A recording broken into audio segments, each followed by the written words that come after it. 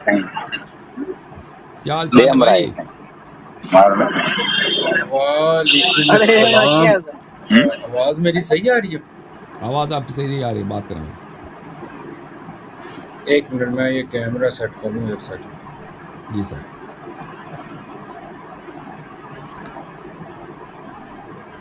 جی علامہ صاحب کیسے ہیں آپ؟ اللہ تعالیٰ کا احسان ہے. کیسے ہیں؟ خیریت سے ہیں آپ؟ بہت عرصے بعد ملاقات ہوئی آپ جی سے. جی الحمدللہ.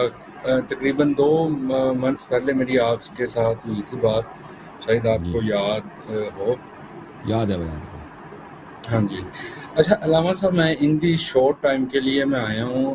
اس دن جو ہم نے بات کی تھی، وہ بات آپ کو یاد ہوگا کہ ہم نے بخاری شریف کی روایات پہ بات کی تھی. تو علامہ صاحب، میں آج آپ سے بات کرنا چاہ رہا ہوں علم الحدیث کے بارے میں. جیسے فار ایگزامپل کوئی بھی آپ تھیوریٹیکل نالج آپ گین کرتے ہیں. جیسے میں سائنس کے سبجیکٹ کی آپ سے جنرل بات کرتا ہوں کہ ہم فزکس، میتھمیٹکس، بیالوجی اور ادر سبجیکٹ جو ہم اسٹڈی کرتے ہیں، ان میں کچھ پرنسپلز ہوتے ہیں جن کو ہم مطلب اسٹڈی کرنے، پرنسپل کو ہم پڑھتے ہیں تاکہ اس سبجیکٹ کو اسٹڈی پراپر کر سکیں. تو جیسے ایک نیوٹن کا لا ہے، آپ نیوٹن کے پرنسپلس کو پڑھتے ہیں، وہ پھر ہم اس سبجیکٹ کو اسٹڈی کرتے ہیں. بغیر پرنسپل کے آپ اس سبجیکٹ کو اسٹڈی نہیں کر سکتے. تو میں یہ آپ سے آج صرف ایک اسٹارٹنگ میں صرف ایک کوشچن یہ رکھنا چاہ رہا ہوں کہ آپ کے ہاں حدیث کے کیا پرنسپل ہیں کہ آپ اب فار ایگزامپل ہر بندہ اٹھ کے کوئی حدیث بیان کرے تو ہم نے اس کو آنکھیں بند کر کے تو نہیں نا مان لینا. بہت ساری اس میں غلط روایات بھی ہوں گی، صحیح بھی ہوں گی، تو اس کو آپ نے چیک تو کرنا ہے نا، اس کا کرائیٹیریا ہے. تو آپ کے مذہب میں وہ کرائیٹیریا کیا ہے؟ یعنی یقین ہونی چاہیے کہ امام علیہ السلام کی حدیث ہے. اتنے شواہد دلائل مجھے ہونی سمجھ چاہیے کہ آپ کو یقین آ جائے، علم ہو جائے، اطمینان ہو جائے کہ یہ امام علیہ السلام کا فرمان ہے. اگر نہیں ہے تو آپ نہیں کہہ سکتے یہ امام علیہ السلام کی حدیث ہے یا پیغمبر کی حدیث ہے. آپ کی دیکھیں، پہلی بات یہ ہے کہ صحیح حدیث کو اس کو بولتے ہیں. ایک لغت میں ہے، یعنی لینگویج میں ہم کہتے ہیں یہ بات صحیح ہے، یعنی بات کریکٹ ہے، یہ بات ویلڈ ہے. صحیح جو ہے، لفظ صحیح کس کو بولتے ہیں؟ مثلا اگر کوئی چیز صحیح ہے یعنی اس میں کوئی غلطی نہیں ہے، ہمیں پتہ ہے کہ وہ کریکٹ ہے، یہ لغت میں ہے. لیکن ہم جب علم حدیث میں آتے ہیں نا، آپ کے علماء کہتے ہیں یہ حدیث صحیح ہے، اس سے مراد یہ نہیں ہوتی کہ یہ واقعاً پیغمبر صلی اللہ علیہ وسلم نے آپ کو یہ بتایا ہے. اس کا مطلب یہ نہیں ہے. صحیح حدیث کی تعریف یہ ہے، صحیح حدیث کی تعریف یہ ہے کہ اس کے سب رجال، جب مخالفین کی بات کر رہا ہوں، شیعوں کی بات نہیں کر رہا ہوں، سب رجال ثقات ہوں اور اس میں کوئی انقطاع نہ ہو. اگر سب رجال ثقہ ہیں، چاہے وہ برے مذہب کے بھی ہیں، مثلا عقیدہ اس کا باطل ہے، اس سے کام نہیں ہے. میں سب رجال اس کے ثقات ہوں اور سب رجال میں کیا ہو، کوئی انقطاع نہ ہو، کوئی مجہول نہ ہو، انہوں نے ایک دوسرے سے ملے ہیں، ایک دوسرے سے انہوں نے سنے ہیں، تو ہم اس حدیث کو صحیح کہیں گے. اب اگر کوئی حدیث ایسا ہو تو کیا ہمیں یقین آ جاتا ہے کہ واقعاً پیغمبر صلی اللہ علیہ وسلم نے یہ بات بولی ہے؟ ٹھیک ہے نا. یہ تو 2 مختلف کیٹیگریز ہیں. سب رجال ثقہ ہیں، مثلا اس میں 6 واسطے ہیں بخاری اور پیغمبر صلی اللہ علیہ وسلم کے درمیان، یا 7 واسطے ہیں یا 5 واسطے ہیں. تو یہ 5 واسطے ہیں، یہ سب ثقہ ہیں اور اس میں انقطاع بھی نہیں. کیا اس کا مطلب یہ ہے کہ ہمیں یقین بھی ہے کہ پیغمبر صلی اللہ علیہ وسلم نے کہا ہے؟ نہیں، اس کا مطلب یہ نہیں ہے. صحیح کا مطلب ایک لغت میں ہم کہتے ہیں یہ صحیح ہے، لغت میں یعنی زبان میں، محاورے میں ہم کہتے ہیں صحیح ہے. اس کا مطلب یہ ہے کہ واقعاً یہ واقع ہوا ہے. ہم کہتے ہیں عالمی جنگ صحیح ہے، یعنی عالمی جنگ میں شک نہیں ہے. سن 1940 میں، سن 1939 میں عالمی جنگ کا آغاز ہوا، سن 47 میں یا سن 45 میں اس کا اختتام ہوا، یہ صحیح ہے. لیکن جب علم حدیث میں آتا ہے نا، حدیث صحیح سے مراد یہ نہیں ہوتی کہ واقعاً پیغمبر صلی اللہ علیہ وسلم نے کہا ہے. صحیح سے مراد یہ ہے کہ یہ حدیث، اس کے سب رجال ثقات ہیں اور اس میں انقطاع نہیں ہے. اور پھر وہ کہتے ہیں یہ تعبداً حجت ہے. تعبداً حجت، تعبد کا مطلب سمجھتے ہو میرے بھائی آپ؟ متین بھائی، تعبد سمجھتے ہو کس کو بولتے ہیں؟ علامہ صاحب دیکھیں، جو آپ بات کر رہے ہیں نا، یہ بیسیکلی آپ مجھے بتائیں نا، 1 منٹ، تعبد کا مطلب سمجھتے ہیں؟ تعبد کس کو بولتے ہیں؟ آپ مجھے بتا دیں. ہاں، تعبداً اس کو بولتے ہیں میرے بھائی. مثلا نماز ہم 2 رکعت پڑھتے ہیں، صبح کی نماز 2 رکعت ہے. یہ اس کی کوئی عقلی دلیل نہیں ہے کہ صبح نماز 2 رکعت ہے. 3 کیوں نہیں ہے؟ ہم بہتر 2 سے تو 3 بہتر ہے، 3 سے تو بہتر 4 ہے، 5 اس سے بھی زیادہ ہے نا. اللہ کی زیادہ عبادت کریں. یہ کوئی عقلی دلیل؟ ایک رکعت میں 2 سجدے ہیں، ایک رکعت میں 1 رکوع 2 سجدے ہیں، ہم 2 رکوع کرتے ہیں، 4 سجدے کریں، 10 سجدے کریں، کیا ہے یہ جو ہے تعبد ہے، یہ تعبد یعنی جیسے اللہ نے کہا ہے، ہمیں اس کی حکمت کا نہیں معلوم، یہ کوئی عقلی بات نہیں ہے، اللہ نے اس طرح بولا ہے تو ہم اس کو بجا لاتے ہیں۔ اگر اللہ کہہ دیتا کہ نماز صبح کی نماز 3 رکعت ہے تو 3 رکعت ہم پڑھتے ہیں، اگر اللہ فرماتا کہ صبح کی نماز 10 رکعت ہے تو 10 رکعت ہم پڑھتے ہیں، لیکن اللہ نے بولا 2 رکعت پڑھو، تو اس لیے ہم 1 رکعت نہیں پڑھ سکتے، 3 رکعت نہیں پڑھ سکتے، نہ کم نہ زیادہ 2 رکعت، تو اس کو بولتے ہیں تعبد۔ تعبد یعنی اس میں کوئی عقلی والی بات نہیں ہے، اس میں کیا، اس میں صرف اور صرف ہم سنیں گے جو اللہ کا حکم عمل کریں گے، تو صحیح حدیث حجت ہے، صحیح حدیث حجت ہے، نہیں ہے کہ ہمیں پتہ ہے کہ واقعاً پیغمبر نے یہ فرمایا، اگر ہمیں پتہ ہے کہ پیغمبر نے صلی اللہ علیہ وسلم نے یہ فرمایا تو بات ختم ہے، بات ختم ہے، چاہے اس کے رجال ثقات ہو یا نہ ہو، چاہے اس میں انقطاع ہو یا نہ ہو، وہ تو پتہ، وہ تو پیغمبر نے فرمایا، اس کے بعد تو کوئی کسی فلسفے کی ضرورت نہیں، کسی دلیل کی ضرورت نہیں ہے۔ ہاں صحیح حدیث، اس حدیث کا نام انہوں نے صحیح رکھا ہے، یہ سب عوام کو بیوقوف بنانے کے لیے، کیونکہ عوام صحت سے کیا سمجھتی ہے کہ واقعاً یہ ویلڈ ہے، یہ ثابت ہے، لیکن صحیح سے یہ یہاں پہ مراد یہ نہیں ہے۔ صحیح سے کیا مراد ہے؟ اس کے سب رجال ثقات ہیں، چاہے ہمیں علم ہو، یقین ہو کہ پیغمبر صلی اللہ علیہ وسلم نے یہ جملہ کہا یا نہیں کہا، تعبداً یہ حجت ہے، یہ تعبداً حجت ہے۔ جیسے کہ ہم نماز صبح 2 رکعت پڑھتے ہیں، نماز عصر 4 رکعت پڑھتے ہیں، نماز سے پہلے وضو کرنی چاہیے، اب نماز سے وضو کے بغیر نماز نہیں پڑھ سکتے، ٹھیک ہے نا، اسی طرح تعبداً یہ حجت ہے، سمجھ میں آ رہی نا؟ تو یہ آپ لوگوں کا صحیح حدیث کے متعلق، صحیح حدیث کا پتہ ہونا چاہیے کہ صحیح حدیث بولتے کس کو ہیں، صحیح حدیث آپ اس کو بولتے ہیں، ہم اس کو صحیح نہیں بولتے، ہم اس کو صحیح نہیں بولتے بھائی۔ اگر آپ کو پتہ نہیں ہے کہ پیغمبر صلی اللہ علیہ وسلم نے یہ جملے کہیں یا نہیں کہا، اس کو نہیں کہا، آپ کیسے کہتے ہیں صحیح ہے؟ کیسے کہتے ہو صحیح ہے؟ اجازت دیں بات کرنے کی، یہ صحت کے لیے شرط ہے کہ آپ کو پتہ ہونا چاہیے، شواہد ہونے چاہیے، قرائن ہونے چاہیے، دلائل ہونے چاہیے کہ واقعاً پیغمبر صلی اللہ علیہ وسلم نے یہ جملے بولے ہیں، اگر پتہ ہی نہیں ہے ایسے تعبداً حجت ہو گیا۔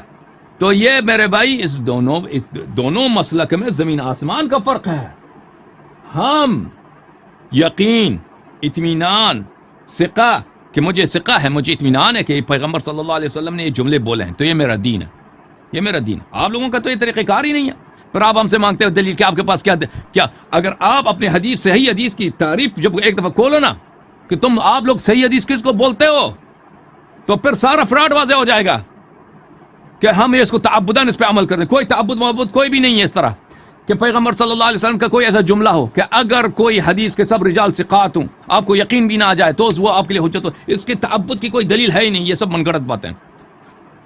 اوکے، مزید بولیں آپ۔ علامہ صاحب، اس میں فرسٹ آف آل تو دیکھیں نا، ہمارے ہاں بھی کچھ اصول ہیں، پرنسپل آف احادیث ہیں، اور جرح و تعدیل کے معاملے میں آپ کو بتاتا چلوں کہ 1400 سال میں سب کے اندر اختلاف رہا ہے۔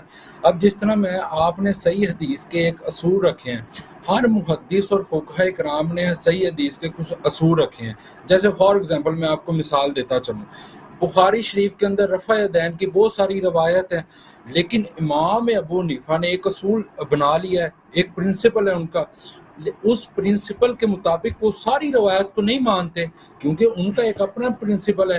امام شافعی کا ایک اپنا پرنسپل ہے، امام مالک کا اپنا پرنسپل ہے، امام دارالقطنی کا اپنا پرنسپل ہے، یعنی کہ یہ ایک اجتہادی امر ہے جرح و تعدیل کا جو آپ مجھے بیان کر رہے ہیں۔ تو اس میں تو اختلاف ہوگا، ظاہری بات ہے، ایک کا اصول ہی ڈیفرنٹ ہے، وہ اصول کے تھرو اس حدیث کو لے رہا ہے، تو ظاہری بات ہے اس نے غلط ہی لینا ہے۔ جیسے میں نے امام ابو حنیفہ کی آپ کو بیسٹ ایگزامپل دی ہے، بخاری شریف کے اندر بہت ساری روایات ہیں رفع دین کی، امام ابو حنیفہ نہیں اس کو لیتے کیونکہ ان کا اصول کچھ اور ہے، وہ ان کا اصول اس معاملے میں دوسرا ہے کہ وہ، اور دوسری بات یہ ہے کہ صحیح حدیث کے 5 اصول ہیں اہل سنت کے ہاں، مطلب ایک تو جو ڈائریکٹ 3 راوی پہ لگتے ہیں کہ راوی صحیح ہو، اس کا حافظہ مضبوط ترین ہو، جتنے بھی آپ جرح و تعدیل کریں وہ ہر ایوری تھنگ اس میں دیکھی جاتی ہے۔ آپ مجھے جو اصول حدیث بیان کر رہے ہیں وہ اہل سنت کے ٹوٹلی ڈیفرنٹ ہیں، وہ مجھے کسی کتاب سے دکھائیں کہ اہل سنت کے اصول یہ ہوں۔ اب ہر بندہ اٹھ کے کوئی لکھ دے تو اس کے اہل سنت تو نہیں نا ذمہ دار، ہمارا ایک مسلک ہے، ایک منہج پر ہے ہم۔ اگر اس منہج پہ کوئی کام غلط ہو رہا ہے اس کو آپ ڈیفائن کریں. جب آپ کوئی بھی کتاب کی کوئی روایت ہے اس کا نہ آگے ہے نہ پیچھے ہے وہ اہل سنت پر آپ ہٹ کر دیتے ہیں تو اس طرح تو پھر ہم کسی فائنل ڈیسیژن پہ نہیں ابھی میں آپ کو دکھا دیتا ہوں بھائی، میں ان کو ہوں، دکھا دیتا ہوں کہ ان کا سارا جو صحیح حدیث پہ اتنا ناز کرتے ہیں یہ سب فراڈ پہ مبتنی ہے. نہیں یہ نہیں لفظ میں صحیح ابھی میں اب عرض کرتا ہوں، لفظ آپ یہ کہتے ہیں ٹھیک ہے. صحیح، یہ حدیث صحیح ہے. 99% عوام لفظ صحیح سے کیا سمجھتے ہیں؟ یعنی واقعاً صحیح سے کیا مراد ہے؟ حدیث یہ ہے پیغمبر صلی اللہ علیہ وسلم نے فرمایا یہ کرو، الف بے جیم، ٹھیک ہے نا، ایکس وائی زی، پیغمبر صلی اللہ علیہ وسلم نے یہ کہا. تو جب ہم کہتے ہیں یہ حدیث صحیح ہے تو کیا مطلب ہے اس کا؟ کہ واقعاً پیغمبر نے یہ فرمایا ہے، رسول اللہ صلی اللہ علیہ وسلم نے فرمایا، ٹھیک ہے نا. یہ صحیح سے عوام یہی سمجھتے ہیں، فراڈ یہیں پر ہے. علماء کوئی اور مقصد لیتے ہیں اس سے. علماء سے کیا مقصد لیتے ہیں؟ دیکھیں صحیح میں اتنا فراڈ یہ کرتے ہیں، صحیح سے مراد کیا لیتے ہیں؟ یہ کتاب ہے التقریب والتیسیر لمعرفت سنن البشیر النذیر، تالیف یحییٰ بن شرف النووی، چاپ دار الکتب العربی، سنہ 1985 میں کتاب چھپی ہے. فی انواع الحدیث، حدیث کے اقسام پر سب سے پہلا جو حدیث کی قسم ہے وہ حدیث صحیح ہے. حدیث کون سی حدیث؟ صحیح حدیث. فی حدہ، پہلے کہتے ہیں کہ ہم حدیث کی تعریف کریں گے. صحیح حدیث کی تعریف کیا ہے؟ وَهُوَ مَا اتصل سَنَدُهُ بِالْعُدُولِ الضَّابِطِينَ مِنْ غَيْرِ شُذُوذٍ وَلَا عِلَّةٍ. صحیح حدیث کی معرفت یہ ہے، صحیح حدیث کی تعریف یہ ہے کہ اس کی سند متصل ہو، یعنی اس کے سند میں انقطاع نہ ہو، اور سب اس کے روات عادل ہوں اور ضابط ہوں، حافظت صحیح ہو اور سب عادل ہوں. من غیر شذوذ ولا علہ، اور اس میں کوئی شذوذ بھی نہ ہو، شذوذ یعنی دوسری صحیح حدیث کے مخالف نہ ہو، اور علت بھی نہ ہو، اس میں کوئی ایسی، کیونکہ وہ صحیح حدیث کو بھی کاٹنے کے چکر میں ہوتے ہیں، انکار کرنے، اس کے لیے کہتے ہیں اس میں کوئی بھی علت بولتے ہیں بیماری کو، اس میں کوئی ضعف نہ ہو، دوسری کوئی ضعف نہ ہو، تو اس کو کہیں گے صحیح. وَإِذَا قِيلَ صَحِيحٌ فَهَذَا مَعْنَى، جب ہم کہتے ہیں صحیح، معاف کیجیے کیا ہو گیا، جب ہم کہتے ہیں صحیح تو اس کا مطلب یہی ہے، جب ہم کہتے ہیں صحیح تو اس کا مطلب یہی ہے. لا انہ مقطوع بہ، مقطوع بولتے ہیں یا عربی زبان میں یقینی کو، قطع بولتے ہیں یقین کو. حدیث سے صحیح کا مطلب یہ ہے کہ اس کا سند متصل ہو، اس کے سب روات ثقات ہوں، یہاں پہ انہوں نے کہا عدول ہوں، اس میں شذوذ نہ ہو. اس کا مطلب یہ نہیں کہ حدیث قطعی ہے، واقعاً پیغمبر صلی اللہ علیہ وسلم نے فرمایا. اچھا یہ ایک تعریف. یہ تدریب الراوی ہے سیوطی صاحب کی، یہی تقریب کی شرح ہے، سنہ 1415 ہجری میں بیروت میں چھپی ہے. یہاں پر وسیس وَإِذَا قِيلَ هَذَا حَدِيثٌ صَحِيحٌ فَمَعْنَاهُ أَيْ مَا اتصل سَنَدُهُ مع الأوصاف المذكورة فقبلنا عملا بظاهر الإسناد، فقبلناه عملا بظاهر الإسناد. جب ہم کہتے ہیں حدیث صحیح ہے تو اس کا مطلب یہی ہے کسی اوصاف کے ساتھ جو ہم نے ذکر کیا ہے، سند متصل ہو، اس میں شذوذ نہ ہو، اور اس کے سب روات عدول ہوں، تو اس کو ہم حدیث صحیح کہیں گے. لا انہ مقطوع به فی نفس الامر، اس کا مطلب یہ نہیں ہے کہ ہمیں یقین ہے کہ حدیث واقعا پیغمبر صلی اللہ علیہ وسلم کی جانب سے ہے، ہمیں ظاہراً تعبداً وہ ہمارے لیے حجت ہے. کیوں حجت ہے؟ کیونکہ خبر واحد حجت ہوتی ہے ان کے نزدیک. خبر جو حدیث اس طرح ہو، کہتے ہیں کہ اللہ نے قرآن میں کہا بل آئے نفر میں فلولا نفر من كل فرقة منهم طائفة ليتفقهوا في الدين، کہتے ہیں اس آیت کا مطلب یہ ہے آیت کا مطلب یہ ہے کہ اگر کوئی حدیث اس طرح کی ہو تو وہ حجت ہوا کرتی ہے. اچھا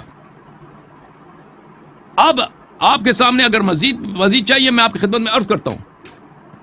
لذا سب سے پہلے ہمارے اور آپ کے درمیان اختلاف ہے حدیث صحیح کے تعریف پر. حدیث صحیح ہم کس کو بولتے ہیں؟ آپ کس کو بولتے ہیں؟ آپ جب کسی حدیث کو صحیح بولتے ہو یہ فراڈ ہے عوام کے ساتھ. آپ ناز کرتے ہو اپنے عوام کو، آپ تو نہیں، آپ کے علماء، کہ ہمارے پاس علم جرح و تعدیل ہے، ہمارے پاس رجال ہے، ہم تو یہ بہت ریسرچ کے ساتھ ہم کہتے ہیں کہ حدیث صحیح ہے. وہ حدیث صحیح تم کس کو بولتے ہو؟ تعریف تو بتاؤ. کہتے ہیں ہم وہ حدیث جس کی سند سب روات سب ثقات ہوں اور اس میں کوئی انقطاع نہ ہو تو وہ حدیث صحیح بولتے ہیں. اب وہ ایسا اگر کوئی حدیث ہے تو واقعا لغوی طور پر بھی وہ صحیح ہوتی ہے، کوئی ضروری نہیں. لغوی پر ہو سکتا ہے کہ ہمیں یقین آ جائے، ہو سکتا ہے یقین نہ آ جائے. صحت کی شرط یہ نہیں کہ ہمیں یقین ہو کہ رسول اللہ صلی اللہ علیہ وسلم نے یہ فرمایا.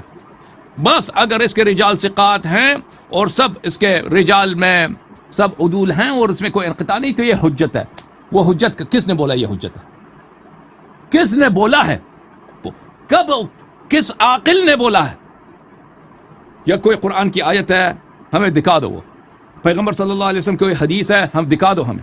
عقلاء کے نزدیک ایسا کوئی قاعدہ ہے، کوئی عقلی قاعدہ ہو کہ اگر کوئی بات 6 7 8 واسطوں کے ساتھ، ٹھیک ہے نا، وہ سب عادل بھی ہوں، کسی نے 50 سال پہلے سنا ہے کسی سے، اس کے بعد دوسرے آدمی نے 50 سال بعد اس سے سنا، اس نے دوسرے نے 30 سال کے بعد اس سے سنا، 40 سال 200 سال کا بیچ میں آ جاتا ہے، سب حافظے سے نقل کر رہے ہیں صاف. اور وہ سب کیا ہیں؟ وہ سب ان میں اب ان کے اپنے تعصبات بھی ہیں.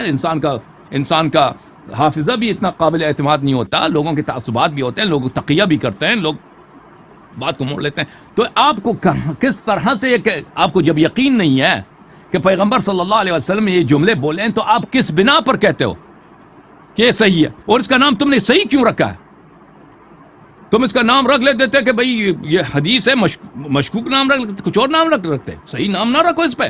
تم نے کیوں صحیح نام رکھا ہے؟ اور پھر کہتے ہو یہ حجت ہے، تعبداً حجت ہے. وہ ہمیں دکھاؤ، یہ کوئی مذاق ہے؟ دین ہے بھائی، اتنے شریعت کے ارکان ہیں، سب کے سب حدیث سے ثابت ہوتے ہیں سب. اور تم نے یہ قاعدہ بنایا بھئی کہ حدیث اگر ایسا ہو تو وہ حجت ہوتی ہے. تو دلیل کہاں ہے اس کی؟ بتاؤ ہمیں دلیل. دلیل کوئی ان کے پاس، کسی کے پاس نہیں ہے. ٹھیک ہے نا؟ اگر تم حدیث صحیح کی تعریف کھولو تو ان کے پاس کچھ بھی نہیں بچتا، ان کے سب احادیث باطل ہو جاتی ہیں، کیونکہ جس کو یہ صحیح بولتے ہیں وہ حقیقت میں صحیح نہیں ہوتی، کیونکہ یہ خود کہتے ہیں کہ ہمیں یقین کی ضرورت نہیں ہے، علم کی ضرورت نہیں ہے، کہ ہمیں اطمینان ہو کہ واقعا پیغمبر صلی اللہ علیہ وسلم نے کہا. تو تم کیوں قرآن کے مخالف؟ ان یتبعون الا الظن ان الظن لا یغنی عن الحق شیئا. ظن، گمان، صرف گمان ہوتا ہے، گمان تو حق یقین کی جگہ نہیں لیتا. جی سر میرے بھائی حکم کرو. علامہ صاحب دیکھیں، میں آپ سے یہی ریکویسٹ کر رہا ہوں کہ یہ میں نے آپ کے سٹارٹ میں کہا کہ پرنسپلز ہیں نا، ہر ایک انسان کے اپنے پرنسپلز ہیں، اس نے اپنے اصول رکھے ہوئے ہیں. اب جس طرح اہل سنت کی کتابوں میں جو حضرت امیر معاویہ کی شان میں کہتے ہیں کہ روایات ہیں، بہت سارے محدثین کہتے ہیں وہ صحیح نہیں ہیں، دوسری طرف بہت سارے محدثین کہتے ہیں وہ ٹھیک ہیں. جب آپ ان دونوں کو پڑھتے ہیں تو وہ واضح چیز آپ کو یہ ہوتی ہے کہ دونوں نے اصول رکھے تھے، وہ اصول ان کے ڈیفرنٹ ہیں. آپ جس طرح آپ نے بات کی ہے خبر واحد کی جو آپ بات کر رہے ہیں، اگر تو کوئی ایسا معاملہ آ جائے اسلام کے اندر جس کو ہر ایک کی ضرورت ہے، تو آپ خبر واحد وہ آپ ایکسیپٹ نہیں ہوتی، وہاں پہ آپ ایکسیپٹ نہیں کر سکتے. وہ مسئلہ کوئی بھی مسئلہ ہو جس کو ہر مسلمان کی ضرورت ہے، تو آپ کہیں جی میرے پاس ایک خبر واحد آ گئی ہے تو میں یہ اس کو حجت بنا لوں گا، ایسا کوئی اصول نہیں ہے اہل سنت کے ہاں. اور دوسری بات، آپ نے وہ جو کتاب سے کھول کے مجھے دکھایا، تو پھر کیا کریں گے؟ یہ تو میں بخاری مسلم کے سب احادیث 99% حدیث سب خبر واحد ہیں، پھر کیا کریں گے؟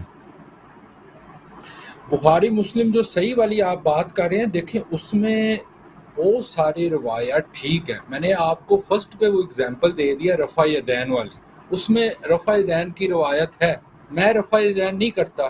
اس کا مطلب ہے کہ جو امام اعظم ابو حنیفہ نے اس روایات کو لیا، ان کے ہاں اپنا اصول ہے، ہمارے ہاں ایک اپنا اصول ہے، امام شافعی کے اپنا اصول ہے. میں تو ان اصولوں کی بات کر رہا ہوں نا. آپ اگر مجھے صحیح کی حدیث کسی اہل سنت کی کتاب سے کھول کے دکھائیں گے، ہو سکتا ہے اس اہل سنت کا اصول کوئی اور ہو، میں جس محدث کو مان رہا ہوں اس کا اصول کوئی اور ہو. اب میں آپ سے ایک اور سوال پوچھتا ہوں. میرے بھائی اب آپ لوگ خود کہتے ہو کہ بخاری کے سب احادیث سب اجماعی طور پہ صحیح ہیں.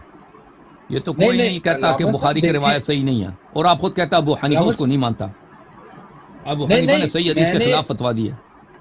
میں نے یہ نہیں کہا کہ ابو حنیفہ نہیں مانتا، میں نے ایک پرنسپل کی بات کی ہے کہ ہمارے ہاں رفع یدین نہیں ہے، ہم رفع یدین کے بغیر نماز پڑھتے ہیں. آپ خود کہہ رہے ہو کہ بہت سارے احادیث ہیں رفع یدین کے، ابو حنیفہ لیکن آپ اس کو عمل نہیں کرتے، صحیح احادیث پہ عمل نہیں کرتے، آپ ابو حنیفہ کے فتوے پہ عمل کرتے ہو.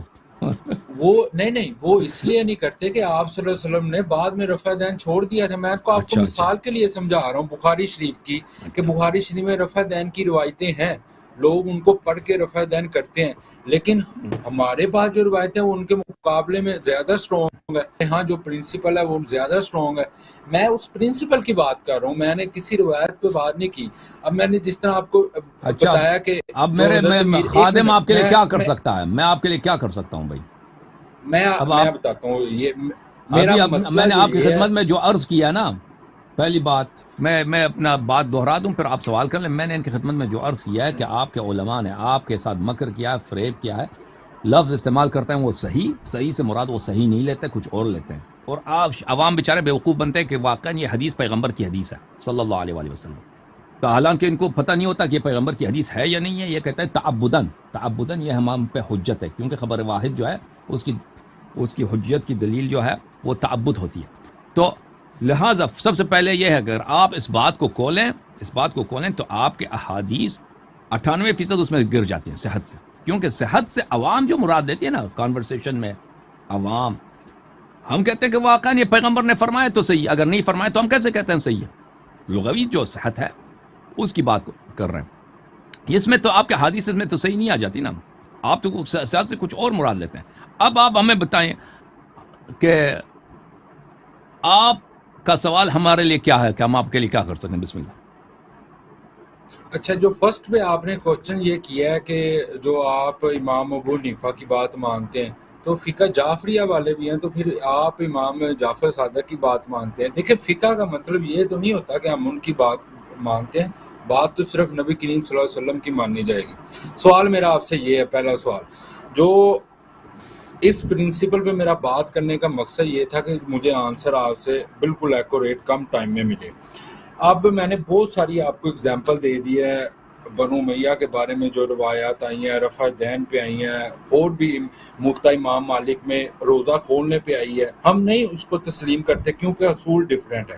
اب 5 روایتیں ہیں ناراضگی والی بخاری شریف میں، 5 میں لفظ ڈیفرنٹ ہے، تو ہم کیسے اس کو جج کریں گے کون سی روایت صحیح ہے؟ راوی ایک ہے زہری، 5 میں الفاظ ڈیفرنٹ ہیں. اب 5 کو ہم کیا اصول ہے، آپ کس اصول کے تحت ان 5 روایتوں میں سے کون سی روایت لیں گے؟ آپ کے اصول کیا ہے وہ مجھے اصول جاننا ہے آپ سے. روایات میں دیکھیں یہ آپ لوگوں کی کتاب ہے بخاری نہیں اور مسلم. ایک منٹ علامہ صاحب، اس میں آپ کلیم کرتے ہیں کہ اہل سنت کی کتابوں میں یہ سب روایتیں موجود ہیں. میرا آپ سے یہ سوال ہے، 5 جگہ پہ روایتیں ہیں جہاں پہ اتنی ساری رفع دین کی روایت ہے، ہم اس سے بھی اختلاف کرتے ہیں کیونکہ اس کے مقابلے میں ہمارے پاس اور بھی دلیلیں ہیں. تو یہ 5 روایتیں ہیں، زہری سے روایت ہوئی ہیں، 5 میں الفاظ ڈیفرنٹ ہیں. تو اب اگر ہم اس پرنسپل کے مطابق اس روایت کو دیکھیں، میرا ایک پرنسپل ہے کہ میں اس راوی کو دیکھوں گا، پہلے اس کو دیکھوں گا، جج کروں گا. میرے پرنسپل کے مطابق وہ روایت نہیں آتی تو میں تو اس کو ضعیف کہوں گا نا. تو میرے نزدیک وہ ساری روایت ضعیف ہیں. اگر آپ کے نزدیک صحیح ہیں تو آپ مجھے وہ کلیم کریں نا. آپ پورے ورلڈ میں علامہ صاحب وہ اہل سنت کی کتابوں کی وہ کھول کے نمائندگی کر رہے ہوتے ہیں، جبکہ اہل سنت کا منہج ہے کہ روایتیں ضعیف ہیں. اگر صحیح ہوتی پھر تو لڑائی کس بات کی تھی؟ کون سی روایتیں ضعیف ہیں بھائی؟ کس نے اچھا ابھی میری بات کو نہ کاٹیں. دیکھیں جہاں تک حضرت زہرا سلام اللہ علیہا کی شہادت کا مسئلہ ہے، ہماری شیعہ نقطۂ نظر سے ہمیں بخاری مسلم کی ضرورت نہیں ہے. آپ کہتے ہیں صرف 5 احادیث ہیں، نہیں، احادیث بے شمار ان کی شہادت کا، ان کے حق کا، غصب کا، کہ اور وہ ان پہ ظلم ہوا ہے، فدق ان سے چھینا گیا. نہ صرف فدق چھینا گیا بلکہ ان کو شہید کیا گیا. ہمارے پاس اس کی روایات بہت زیادہ ہیں، بخاری مسلم کی ہمیں ضرورت نہیں ہے. ٹھیک ہے نا؟ جب ہم آپ دیکھیں اصول، آپ کی کتاب ہے اصول الکافی، اس کے اندر بھی بہت ساری ایسی روایت ہیں جو شیعہ مذہب اس کو نہیں مانتا. نہیں کوئی ایسی بات نہیں، نہیں غلط بات نہ کر. شیعہ مذہب والے کوئی ایسا شیعہ مذہب والا نہیں ہے جو اصول کافی کی روایت کو نہ مانے. اگر کوئی ایسا شیعہ شخص ہے وہ بیوقوف آدمی ہے، جاہل آدمی ہے، وہ شیعہ مذہب کے محدثین سے خارج. ہر فن میں اس فن کے علماء کو دیکھا جاتا ہے. شیعہ محدثین کتاب کافی کے روایات کو سب حجت مانتے ہیں، سب کو صحیح مانتے ہیں. ٹھیک ہے نا؟ اب اگر کوئی کسی شخص کا فن حدیث میں اس کا تخصص نہیں ہے تو اس کی بات کی کوئی اہمیت ہی نہیں ہے. مثلا کوئی شخص پاکستان کے بھی نہیں گیا، وہ اردو بھی نہیں جانتا، اگر وہ اردو شاعری کے متعلق کوئی بات کرے یا پاکستان کے کلچر کے متعلق بات کرے تو اس کی بات کی کوئی اہمیت ہی نہیں ہے. ایک گورا مثلا اس کو اردو بھی نہیں آتی، پاکستان کے بھی گیا بھی نہیں، وہ کہتے ہیں لاہور کا کلچر خراب ہے یا اچھا ہے، اس کی بات کی کیا ویلیو ہے؟ لاہور کے کلچر کے متعلق وہی شخص بات کرے گا جو اس نے لاہور کے کلچر میں اس نے ریسرچ کیا. وہ کہہ سکتا ہے کہ لاہور میں کلچر، عادات، رسوم کیا ہوتا ہے، اس کی بات کی اہمیت ہوتی ہے نا. جب آپ کہتے ہیں کہ شیعہ عوام کی بات کی تو کوئی اہمیت ہی نہیں ہے. شیعہ علماء سب محدث نہیں ہیں. اس فن میں دیکھا جائے شیعہ محدثین کا کیا منہج ہے. شیعہ محدثین سب بالاجماع کافی کی روایت کو صحیح مانتے ہیں. تو کہنے کا مقصد یہ ہے کہ حضرت زہرا سلام اللہ علیہا کی آپ کہتے ہیں نا 5 روایت, یہ ایک آپ پتہ نہیں آپ نے کس نے آپ کو سنایا کہ آپ کیسے یقین کرتے ہیں. ہمارے جہاں تک ہمارے مذہب کا تعلق ہے, ہمارے مذہب میں تو اس کا ادلہ بہت زیادہ. ائمہ طاہرین علیہ السلام نے مختلف عصور میں رسول اللہ صلی اللہ علیہ وآلہ وسلم نے اپنے وفات سے پہلے خبر دی تھی کہ یہ زہرا سلام اللہ علیہا شہید ہو جائیں گے, ان کا حق غصب ہوگا اور یہ مجھ پہ شہید وارد ہوں گے. اس کے بعد بقیہ ائمہ طاہرین علیہ السلام کی روایات اس مسئلے پہ بہت زیادہ ہے. تو آپ نہیں کہہ سکتے کہ ہم صرف 5 روایات ہیں. روایات شیعوں کے لیے بہت زیادہ ہے اور شیعوں کی ضرورت نہیں ہے بخاری مسلم کوٹ کرنے کے لیے, اور نہ ہمیں اعتبار ہے بخاری مسلم کوٹ کرنے کے لیے اپنے عقائد جاننے کے لیے, اور نہ ہم ان کو قابل اعتماد سمجھتے ہیں. ہاں, ہم آپ سے جب بات کرتے ہیں نا, آپ سے احتجاج کرتے ہیں, آپ سے گفتگو کرتے ہیں, تو آپ کے لیے ہم آپ کی کتب سے لے کے آتے ہیں احادیث. آپ کی کتب سے لے کے آتے ہیں احادیث, کتاب بخاری سے, کتاب مسلم سے, آپ کے صحاح سے کتاب لاتے ہیں اور آپ کے اصولوں کے مطابق ثابت کرتے ہیں کہ یہ حدیث صحیح ہے. اگر یہ احادیث صحیح ہیں, اور آپ یہ جو ادعا کر رہے ہیں نا کہ صرف 5 احادیث ہیں, یہ بھی ایک جھوٹی بات ہے. آپ کی کتابوں میں بھی احادیث زیادہ ہیں. فدق کی جہاں تک فدق کی بات ہے, اور فدق کی شریف میں صرف بات کی ہے کہ بخاری میں صرف 5 جگہ پہ آئی ہے, اور کوئی بات نہیں. یہ بخاری نے خود بھی ادعا نہیں کیا کہ صرف بخاری صحیح ہے, کہ یہ تو کسی کا عقیدہ نہیں ہے کہ صرف بخاری صحیح ہے اور باقی مسند احمد بن حنبل میں کوئی صحیح حدیث نہیں. اگر مسند میں نہیں, اگر بخاری میں نہیں ہے تو مسند کی حدیث صحیح نہیں ہو سکتی. یہ تو کوئی جاہل بھی نہیں کہتا اس کو. خود بخاری نے کسی شخص کا بھی یہ ادعا نہیں ہے کہ صرف بخاری صحیح ہے, باقی اگر دوسری کتابوں میں صحیح حدیث بھی ہے اس کو چھوڑ دو. تو بخاری کی جو احادیث ہیں میرے بھائی, اگر بخاری میں اگر کوئی شخص صرف اگر آپ کا صحیح ہے, یہ پہلے بھی آپ آئے تھے نا, کہتے صرف زہری نے روایت کی, اس سے کیا فرق پڑتا ہے؟ اس سے فرق کیا پڑتا ہے صرف زہری نے روایت کی؟ کتنی روایات ہیں بخاری میں اور کتنی روایات ہیں مسلم میں اور بقیہ مسانید میں کہ اس کے روایت ایک آدمی اس نے روایت کی, اور سب علماء اس پہ عمل کرتے ہیں, سب علماء اس پہ عمل کرتے ہیں, اس کو کوئی نہیں چھوڑتے.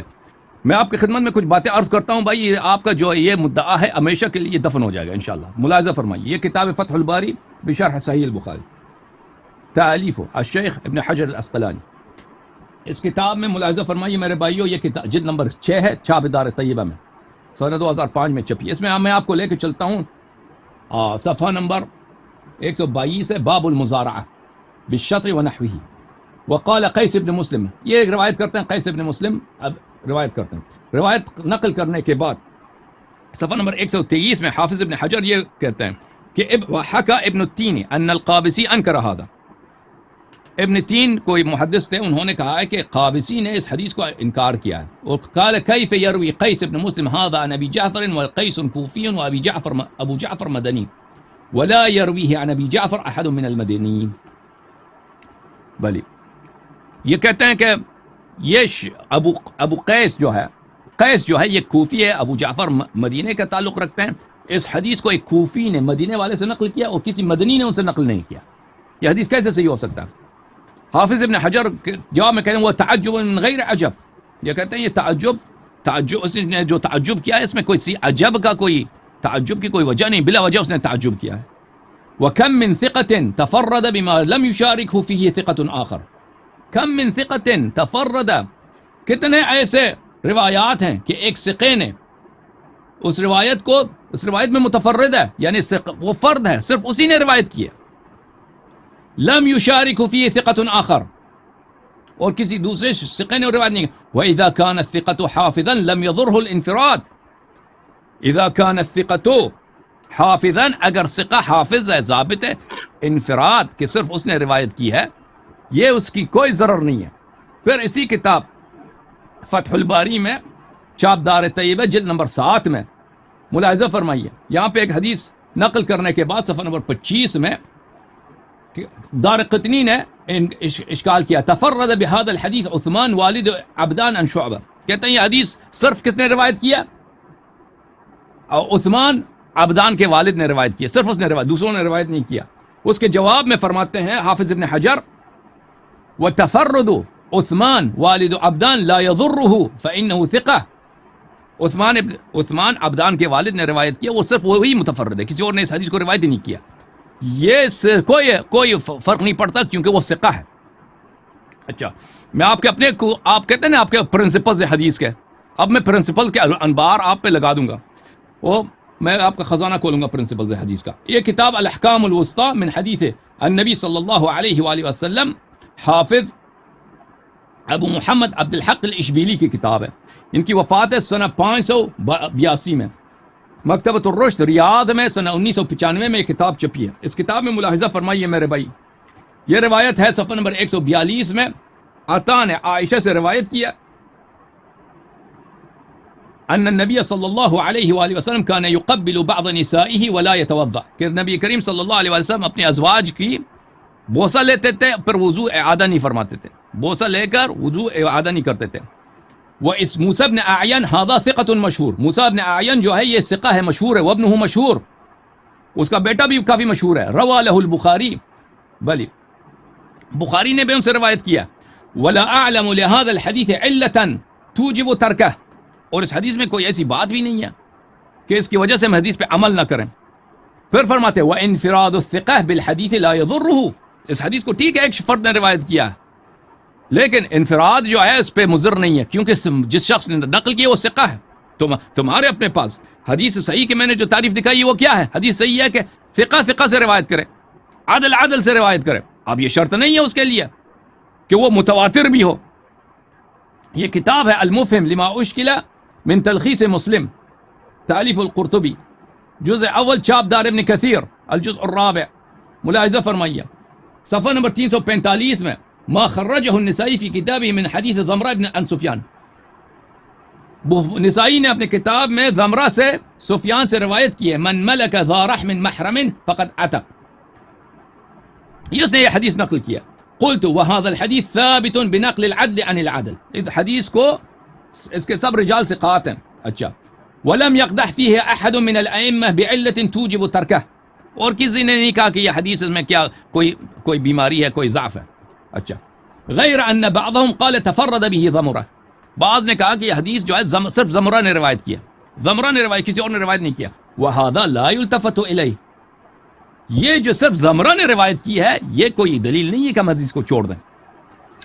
لأن ضمرہ عدل ثقہ، ضمرہ کیا ہے؟ عدل ہے، ثقہ ہے. وانفراد الثقہ بالحدیث لا يضره على ما مهدناه في الاصول، ثقہ جب روایت کرتا ہے چاہے وہ منفرد ہی کیوں نہ ہو، اس حدیث کی صحت پہ کوئی اثر نہیں پڑتا. کوئی ضروری صحت کے لیے ضروری تو نہیں کہ حدیث متواتر ہو. اچھا،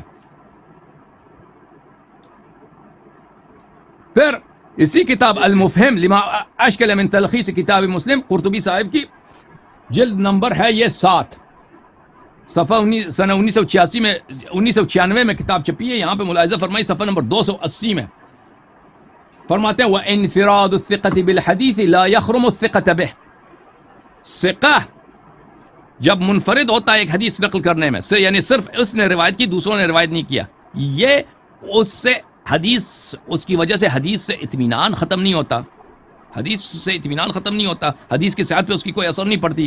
لأنه قد يسمع ما لا تسمعه الجماعة في وقت لا يحضر غيره وكم يوجد في ذلك من الاحاديث، کیونکہ بہت ایک دفعہ ہوتا ہے کہ ایک حدیث کو صرف ایک شخص ہی سنتا ہے. نبی کریم صلی اللہ علیہ وسلم سے صرف ایک صحابی نے سنا، یا صحابی سے صرف ایک شخص نے سنا ہے، یا تابعی سے صرف ایک شخص نے، دوسروں نے نہیں سنا، یا دوسروں نے سن لیا پر دوسروں نے روایت نہیں کی، تو اس سے اس کی صحت پہ کوئی اثر نہیں پڑتا. اچھا، اس کے دلائل بہت زیادہ. میں آپ کی خدمت میں عرض کروں، یہ کتاب ہے صحیح مسلم، صحیح مسلم، چاپ دار الفکر، بیروت لبنان میں چھپی ہے. یہاں پر صفحہ نمبر 817 میں میرے بھائی خود مسلم کیا فرماتے ہیں، وللزہری نحو من 90 حدیث یروی عن النبی صلی اللہ علیہ وآلہ وسلم لا یشارک فیہ احد باسانید جیاد. زہری کے پاس 90 ایسے حدیث ہیں کہ کسی شخص دوسرے شخص نے روایت نہیں کیا اور سب صحیح ہیں. اور سمجھ آ رہی بھائی، متین بھائی سمجھ آ رہی بات؟ جی جی جی جی میں سن رہا ہوں. فرما رہے ہیں زہری کے پاس 90 ایسے، مسلم کہہ رہا ہے 90 ایسے حدیث ہیں کہ اس نے پیغمبر صلی اللہ علیہ وسلم سے روایت کی ہے، لا یشارک فیہ احد، کوئی بھی شخص دوسرے نے روایت نہیں کی اور سب صحیح ہیں، سب صحیح ہیں.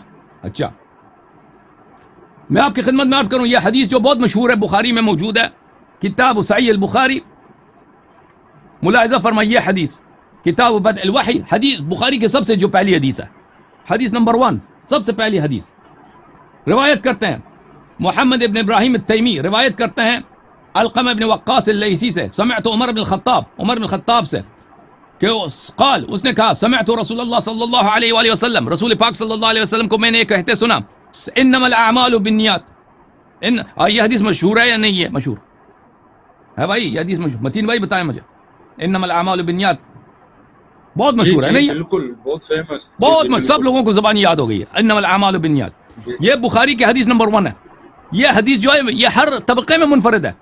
یہ کتاب علوم الحدیث لابن صلاح، کتاب علوم الحدیث لابن صلاح الشہرزوری، تحقیق نور الدین عطر. یہاں پر صفحہ نمبر 77 میں خوب دیکھیں ابن صلاح کیا فرماتے ہیں، انما الاعمال بالنیات فانه حدیث فرد. ہاں انه حدیث فرد، یہ حدیث اس کے راوی ایک ہی ہے. تفرد به عمر عن رسول اللہ صلی اللہ علیہ وآلہ وسلم، اس کو صرف عمر ابن الخطاب نے روایت کیا رسول پاک صلی اللہ علیہ وسلم سے. ثم تفرد به عن عمر علقمہ ابن وقاص، پھر عمر سے بھی صرف ایک ہی راوی نے نقل کیا. ہر طبقے میں یہ فرد ہے. عمر سے بھی ایک ہی فرد نے روایت کیا، اس کا نام ہے علقمہ ابن وقاص. ثم عن علقمہ محمد ابن ابراہیم، اس کے بعد بھی منفرد ہے. اس علقمہ سے بھی صرف ایک فرد محمد ابن ابراہیم التیمی نے روایت کیا، اس کے بعد بھی فرد ہے. ثم عنہ یحیی بن سعید علی ما هو صحیح عند اہل الحدیث، اس کے بعد بھی یہ فرد ہے. یعنی 4 طبقوں تک عمر بن الخطاب، علقمہ ابن وقاص، محمد ابن ابراہیم التیمی اور اس کے بعد یحیی بن سعید. ہر 4 طبقوں میں صرف ایک راوی، اس کا کوئی طریقہ اور ہے ہی نہیں. پھر یہ حدیث بھائی اجماعی طور پر آپ کے نزدیک صحیح ہے. بھلے پھر فرماتے ہیں اوضح من ذلك. اچھا اور آپ بتاؤ، اب بات واضح ہو گئی بھائی کہ ان لوگوں نے خود کہا کہ حدیث صحیح حجت ہوتی ہے. بات سنو، حدیث صحیح حجت ہوتی ہے. حدیث صحیح کی شرط یہ ہے کہ اس کا ہر راوی ثقہ ہو، عدل ہو، اور اس نے اپنے اوپر والے سے ملاقات کی ہو، یعنی اس میں انقطاع نہ ہو. اور پھر یہ حدیث جو ہے حضرت زہرا سلام اللہ علیہا فدق والی کہ وہ ناراض ہو گئے، ابو بکر سے بات انہوں نے چھوڑ دی ہے، یہ بخاری میں روایت ہے، مسلم میں روایت ہے، اور یہ آپ لوگوں کے نزدیک بالاجماع یہ کتاب صحیح ہے. اور آپ لوگ خود کہتے ہو کہ یہ کتاب جو ہے نا قرآن کے بعد سب سے صحیح کتاب بخاری مسلم ہے. پھر آپ جو ہے بھاگنے کے لیے یہ طریقہ کار نکالو کہ اس کا راوی صرف زہری ہے، تو کیا ہوا؟ تو حدیث کا جو پرنسپل ہے، میں نے اتنے کبار محدثین کے اقوال آپ کو دکھائے کہ انفراد الثقہ بالحدیث لا یضرہ. ثقہ اگر منفرد کوئی حدیث منفرد نقل کرے تو اس سے کوئی ضرر نہیں ہوتا. پھر یہ منفرد بھی نہیں ہے. ابن تیفور نے اپنی کتاب بلاغات النساء میں دوسرے طریق سے بھی روایت بلکہ کئی طرق سے روایت کیا. ابن تیفور جو بخاری کا معاصر تھا، معاف کیجیے گا، ابن تیفور جو بخاری کا ہم عصر تھا، اس نے اپنے کتاب بلاغات النساء میں ایک طریق سے نہیں 4-5 طرق سے روایت کی حضرت زہرا سلام اللہ علیہا کی ناراضگی کو. جی سر بولیں ہم.